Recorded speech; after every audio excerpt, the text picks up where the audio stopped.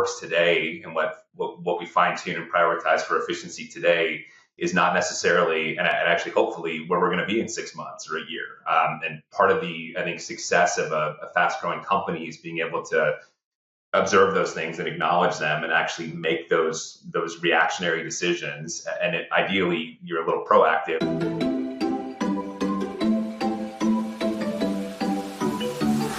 Welcome yet to another fabulous episode of the B2B Sales Trends Podcast, my lovely people. The show that brings you hacks, tips, thought leadership to the topic of B2B selling. My name is Kendlbacher, and today's episode is about how to turn hypergrowth into sustainable revenue. And I'm extremely pleased to have a special guest today on our episode, which is Patrick MacKelvie. Patrick is the VP of Sales Global New Business at Remote. Welcome to the B2B Sales Trends Podcast, Patrick. Thanks so much, Harry. Thanks for having me. Great to be here. Pleasure to have you. Thank you for your time. Patrick, you lead a global sales, I'll do that again, Patrick. You lead global new business revenue at Remote, which is a company that's grown incredibly fast in a short period of time. So can you share a little bit about your role, what your day-to-day looks like, and what you put down that super growth? Sure. Yeah. Remote. We caught a trade win basically in the global employment space and really entered the arena as a employer of record provider. And for folks who don't know who that is, we empower hiring in countries globally for companies that don't necessarily have operations in said countries. So take care of a lot of the legalities, the logistics, and really just streamline the entire process. I was originally hired to come in and really build out the Americas in a meaningful way. So Remote's headquartered in San Francisco, but I sort of make asterisks, air quotes, when I say that, because we are, as the company name suggests, entirely remote, entirely distributed, no physical offices anywhere, etc. So we were founded by two Europeans, kind of went after the European market first, and obviously there was an opportunity to expand formally and meaningfully in the Americas, and so that was what I was originally brought in to do. My role has evolved, and now I lead the entire global new business team, so overseeing our work in obviously the Americas still, and EMEA and Asia Pacific as well. We have a team of about 150 direct sellers that are in my org, and then I've got a counterpart on the other side of the business working with our current clients, our account management and expansion function. Nice. And that hyper growth piece that's in the title of the episode, right? That it brings some challenges with it. And, in the end of the day, rapid growth is something every company wants. But it also creates a certain strain on people, on processes, and on systems. At Remote, you've experienced that kind of explosive scaling firsthand. From your perspective, what are those biggest sort of hurdles that you had to overcome that come along with that kind of growth? Yeah, absolutely. So as I mentioned a moment ago, we were among the first to market in this global employment space, and then have diversified our offerings since then to encompass not just the employer of record or EOR space, but how to manage contractors, how to pay people globally, which has its own nuances, and then getting into things like PEO and some more sort of SaaS-based HR products. But the EOR portion grew so quickly, and that was partially due to there weren't really good solutions, holistic solutions in the market to do this. So there was certainly a need. And then we were helped out in a strange kind of silver lining way by COVID and the distribution of folks that resulted during and after the pandemic. So for us, you obviously don't want to turn revenue or turn growth down, and so you have to move as quickly as you can to embrace that, and you also inevitably cut corners. You obviously try not to cut any meaningful ones, but I think in a lot of ways you sort of sacrifice true ideal process to capture that growth, to kind of ride that wave. So we did that, and then now we're at a place where we are standardizing and going back and building some of those processes out. and it comes in conjunction with our product offering expanding as well. So trying to get into other avenues of the market, become a more comprehensive provider in the space. So the timing is good, and you never want to obviously compromise growth, but I think you do make some tough choices, trade-offs along the way when you're experiencing growth like we did. And I would imagine some of those shifts is really from inbound to strategic. And, many companies start typically with a strong sort of inbound engine. Yep. And what comes along with that is a sort of a transactional sales motion. Over time, those motions alone can't really support or sustain that level of growth. Sales teams need to sort of get more proactive and strategic with their clients. So how do you approach making that shift? Yeah. And it's a great what does question. that look like in practice? Because it's one thing to talk about this in a strategic way and in a theoretical way, but how do you really, make that shift and implement that culture? Yeah, great question. So, for us, I think like a lot of companies, when you kind of catch lightning in a bottle in a way, the world, more or less beats a path to your door. You have something that everyone wants, and so it's on you to certainly, communicate what you have, so people can consume it. But yeah, it does, to your point, reach critical mass at some point. And for us, the transactional space, you do find, sort of higher value, bigger deals occasionally in that motion. But generally what you get is, smaller kind of transactional business. And so in our world, that's, a company that wants to hire one or two people in one country. And we love that. It was the foundation on which our business was built. Yeah. But to your point, it can't go on forever. And for us, we are definitely, focused on having our cake and eating it too, because that's still a tremendous portion of our revenue and our business. My focus, though, coming in was really trying to harness and really define what that more strategic business looks like. So one of the challenges of being a young company, a fast-growing company, is you don't have reams of longitudinal data. Normally you would say, well, how do we identify a higher value target? How do we then pursue that higher value target? And so the logical place as a revenue executive or someone working in RevOps or data analytics would be to look back at the data and say, okay, what are the trends? What are the attributes of these customers that we're trying to reach? We didn't have a ton of that because we grew so quickly, and you make so many changes in growth, right? So many pivots that the data set is certainly not scientific. So you can reference it. I would say it's worthwhile to take a look at it, but you have to make some assumptions and some hypotheses. And for us, it was really trying to prove those out quickly. So looking at things, and I sort of have a friendly argument with our founders who are both engineers about this a little bit, but I don't love the concept of a ideal customer profile or ICP. We talk about that a lot in product, and on the go-to-market side, I maintain that that's a product term because I feel like it's a little too rigid, and that this is where the argument happens. So again, friendly argument, just gentleman's disagreement. Exploring ideas. How I think about it in a go-to-market sense is more like this Venn diagram, right? We have attributes of ideal customers, right? Because no two customers are alike, and whatever industry folks are in, I think they would hopefully agree with that. So we have to look at kind of these thematic attributes and certainly map all those out, and then look at the points of greatest intersections. So for us, it's certainly company size and industry and some of the conventional things, but we look at international hiring profiles, like in how many countries does a company operate. We look at the their actual website or job board or ATS system to see if they're posting international jobs, those sorts of things. And so you find these. Again, kind of this big messy Venn diagram where these points of intersection where that diagram appears more opaque.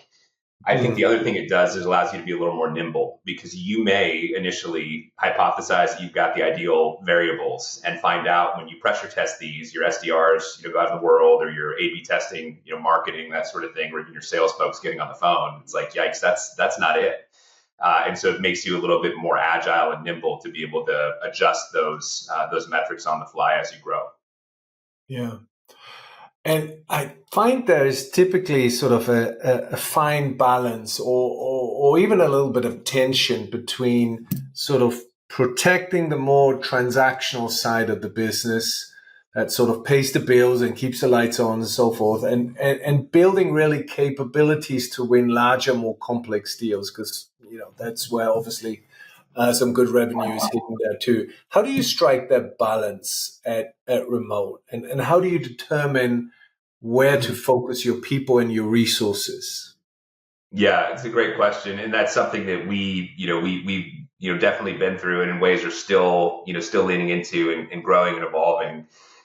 When you have a pedigree of kind of this down market transactional business, it is a very different motion, and I'm guessing most of the folks, your audience, knows this, right? So not to tell people a bunch of stuff they already know, but it is a very dramatic shift, and for us, we had sellers in the company who were more strategic sellers. Mm. But when you have an abundance of inbound and the world is kind of beating a path to the door, you Right. don't necessarily have to turn on 100% of those strategic skills.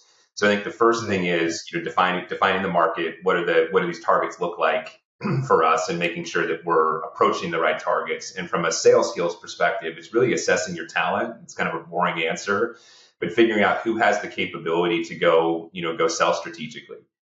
For us, we also had to define the process, Harry, because there are myriad methodologies out there, and I know obviously GPG has a horse in this race as well.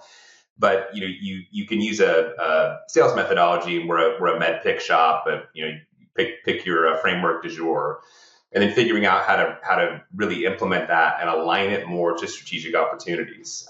Those frameworks have kind of a broad base of applicability or validity, but for us, it was actually honing in on those elements and making sure that we first define that it is a different process, right? We can't just continue to operate in a transactional mindset and expect to have strategic success. Yeah. But making sure that we had some rigor, I think, and some authenticity in the way that we looked at those frameworks and actually implemented them. Yeah. Yeah, and it is interesting. It's great that you started with a qualification piece early, because that's typically something, especially when you scale that fast as you guys have, that's something typically that is overlooked. So good on you that you did the qualification piece, because it's so vital to the sales process, right? Yeah. I And hear a lot of. Go ahead. oh, sorry. Yeah. What you don't want to do, and we've certainly done this, right? Like I'll admit it publicly, but you find yourself in these strategic deals and realize that you don't have the right rigor, the right approach. And so you don't perform well in those. And Yeah. as everyone knows, sometimes in those big opportunities, you really get one shot, put your best foot forward. The other thing I would flag too is just the operational dependencies in the organization, right? We think about this as go to market, and we have to be sales ready, and our messaging has to be dialed in, and our execution has to be good. But what happens when you actually start to ingest a big client? And so we talk about this. I've kind of coined it as the four pillars of operational dependency in our Yeah. organization outside of go to market. So it's legal. Do you have the ability, the contract vehicles? In our world, you see these massive standard MSAs for SaaS products that companies have, and they want you to use their document. Well, we're more of a service provider at our core, so that doesn't work. So how do you overcome something like that? With your finance team, and making sure that you've got appropriate, pricing, packaging, and bundling. Because if you have a company that's hiring a couple international people versus dealing with, I don't know, Amazon or whoever, that is a vastly different set of expectations and how they expect to have things priced and packaged and bundled. And then, operations and product. The product has to be, enterprise grade if you want it, or it ought to be if you're trying to sell into enterprise companies. And then from an operations perspective, and for us, because so much of what we do is service based, we have to have the backbone, kind of the rigor in place to support these very diverse sets of employees with often very complex international hiring requirements. And we do have a great ops team. I'll put in a plug there with tax experts and legal experts and folks that are much smarter than me about those things. That really is the cornerstone of our service. And coming back to that qualification element, I always hear that, actually a couple of podcasts ago, somebody said that it's as important as qualifying is, it's sometimes even more important to disqualify, so qualify out, or also re-qualify as you go along through the sales process. Do you agree with that statement? 100%. Yeah. And I promise we didn't talk about this before, but that's a great one. I think there are, there are different degrees, kind of different levels to qualification. And so when you think about a truly transactional motion versus a strategic motion, you have to really bifurcate the way you approach those deals.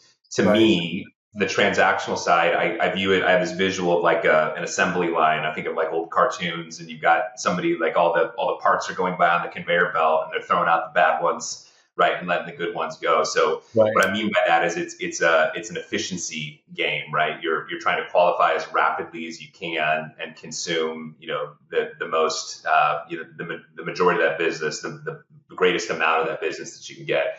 On the strategic side, it's very different, right? These are long engagements. Often they're complex engagements. And one of the things that I worry about, this is one of the things I still think about a lot today at our current state, is we don't want to spend a ton of time with a prospect, and I'm talking about weeks or months in certain situations, if we can't ultimately serve them. So, in other words, if we get way down the path and we're through multiple discovery calls and demos, kind of getting the death spin of demos, and then we find out there's some contingency very late in the process that makes it a no-go, a non-starter. We've just wasted a tremendous amount of time and resources, because in these complex deals, you often have team selling, and so you're bringing in multiple people over multiple meetings and all that.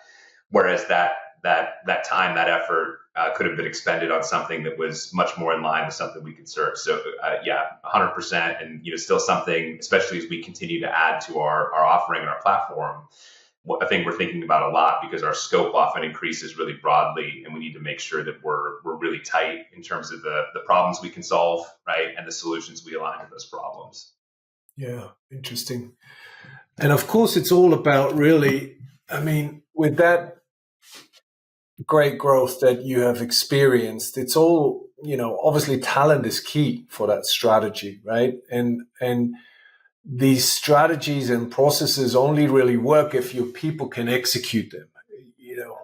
I've seen so many go-to-market strategies that are great on paper, but they stay on paper and they never get executed, because where salespeople then, or customer-facing people, really where the rubber hits the road is right there at the point of customer interface. And the talent there is not always up to scratch to where the strategy is. So really the strategy and the level of talent, their skills and their development and so forth, just has to be in sync, right? What have you done to do this really effective in developing and enabling your sales talent so they can really succeed in these more strategic environments? And how, in your opinion, do you make this stick in terms of, because it has to be a culture if you want to really scale beyond where you even are now? Yeah, for sure. It's a very complex question, so I'll try to give you something somewhat succinct here. But yeah, we, one of the things was we really didn't have a truly, sort of like enterprise class enablement team. And I don't mean that disrespectfully to the people who are here. It's more just a function of the company and being a transactional mode. And what those folks, transactional sellers need are very different than what, what and sellers in motion. So I think the first thing was just like up leveling, which we've done with really all our teams candidly over time as we've grown, but up leveling our enablement function to make that a strategic enablement function, right? And not that it doesn't help out on the transactional side too. I think kind of high tide raises all boats sort of thing. But that was an investment, and it was something, a critical investment we had to make, because as you know, and I'm sure most of your audience knows, it's not cheap to do that right and to do it well. The other thing I would say is it's not a one-time shot. Like, you've got to continue to invest and nurture in that. And like everything else, it needs to evolve, because we are learning all the time as an organization, as a company, as a team, as an individual, what it takes to succeed. And our market is changing rapidly, right? The world does not, stop or slow down. So what works today and what we fine tune and prioritize for efficiency today is not necessarily, and actually hopefully, where we're going to be in 6 months or a year. And part of the, I think, success of a fast growing company is being able to observe those things and acknowledge them and actually make those reactionary decisions. And ideally, you're a little proactive and can be, on the front foot. And again, that's very important in a competitive situation, a fast growing situation, which, I think most folks can relate to. So that was a big one. And then I think just like rigor and process, like you have to be willing to, I think as a senior leader in a company, but I would certainly say with all of my leaders, at the frontline level, second line level, to go in and actually spend the time observing process and look at what's working and what's not working. So there's lots of, call recording softwares. And I still, as somebody who's got a lot on my plate, I still prioritize at least an hour a week to go in and just listen to random calls. One of my biggest concerns, the higher you climb in a revenue org, is that you get further away from the field. And that's for folks who aspire to get to senior leadership. It's kind of this harsh truth where the higher you rise, the less actual selling to customers you really do. You get pulled into situations, but it's kind of a weird thing to be a sales leader who doesn't sell. Although there's a lot more selling to be done internally. So my point is, though, going back and listening to those calls and investing that time, because the minute you stop sort of inspecting things, they've got an opportunity to kind of take on a life of their own and sometimes go in a fairly negative direction. So would certainly recommend that. And then the last thing I'll say is, making sure you have buy-in from senior leadership and other divisions of the company. So when I spoke about those 4 pillars of dependency, we have fantastic engagement, not just from the C-suite. Folks are like, yeah, we'll support you in this, and they do. But the functional folks and having allies in those orgs and understanding who you go to when there's an operational opportunity or a product gap. And making sure that you've got really tight communication with those folks and that they're leaning in and reciprocating. Because you miss those opportunities if they stay latent for a long enough period of time. They will come back and bite you in a revenue sense. It will cost you opportunities in the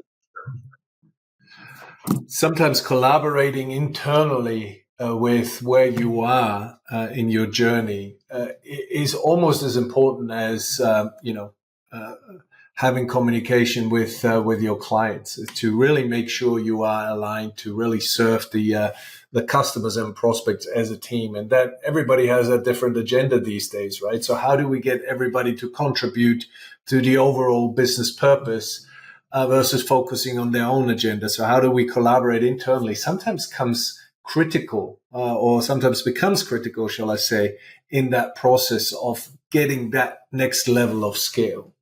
I would say it's always critical. And if you're sitting in a role in senior revenue leadership and you don't have, sort of those alliances, you don't have the buy-in, you don't have the feedback loop, I would strongly suggest building those bridges, because like I said, it may not seem like a big deal in the moment, but inevitably you'll need that support down the line. And that coordination is super important. And, I think, I wouldn't have come to remote if I hadn't, spoken to the executive team and had, a very clear understanding of where their priorities were. And I will say we've got a great group of folks, top to bottom, side to side, who are supporting that work. And that's been a big key to our continued success. Sounds like a great team that you have there around yourself. That's great. Patrick, my last question on every podcast is always the same. I know you've listened to a few episodes already. Is the question of what, in your opinion, are the top 3 qualities of elite salespeople nowadays? What are those top 3 skills or behaviors that super salespeople nowadays need to possess and execute to an elite level to be top people, in your opinion? Yeah. What are those top 3? And if you can even prioritize them for me in first, second, and third, that will be interesting. Yeah, absolutely. So some of these are actually, I think, intangibles, and that's sort of how I think about them. I think we all have our qualities and strengths and weaknesses and those sorts of things. And I think for great salespeople in particular, there are, I've always thought about this as 2 things, and I've kind of somewhat recently added a third. So all right, go ahead. Comes at a good time. I didn't have to think about this one a whole lot because I've already kind of reached that point in my own mind. But the first one's intelligence, and I feel like there's you can obviously train and develop people, and that's a critical function for, I mean, not even just revenue orgs, but organizations. And I always tend to gravitate toward people professionally and personally who are lifelong learners and, are interested in chasing something and always kind of growing and developing themselves. But I do feel like we're all born with, a brain in our head. And it's like I played basketball growing up and, I was never going to be LeBron James or Steph Curry or whatever. Like didn't have my aptitude bucket was not that big for hoops. But we're all, for better or for worse, born with the brain in our head. And I feel like intelligence is one of those things that is, really can't be developed. Again, you can train and make people, teach them things, but it's really hard to legitimately make someone smarter. And so I think there's something for better or for worse, like I said, that we all kind of have innately.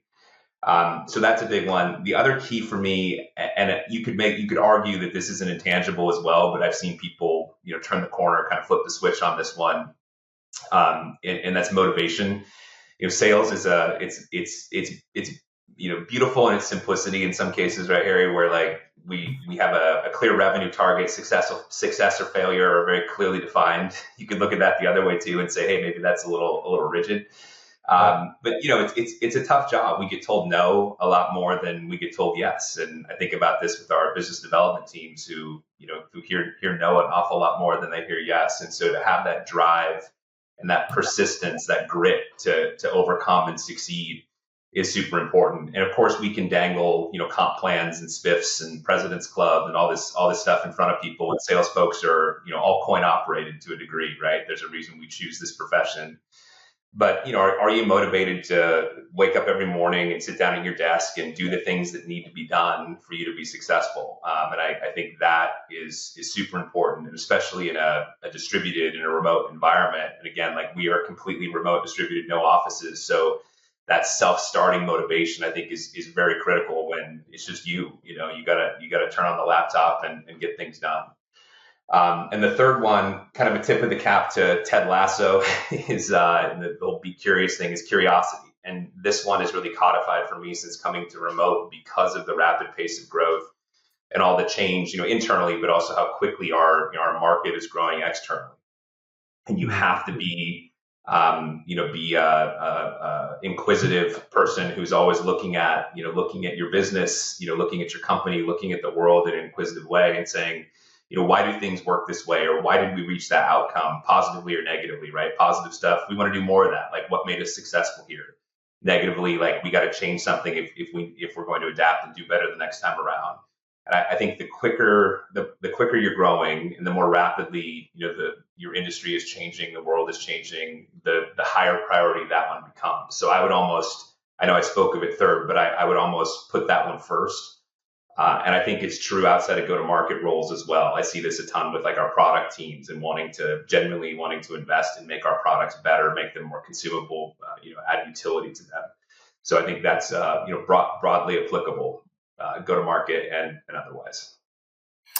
So intelligence, motivation, and curiosity, that's what salespeople really need to have, possess, and execute.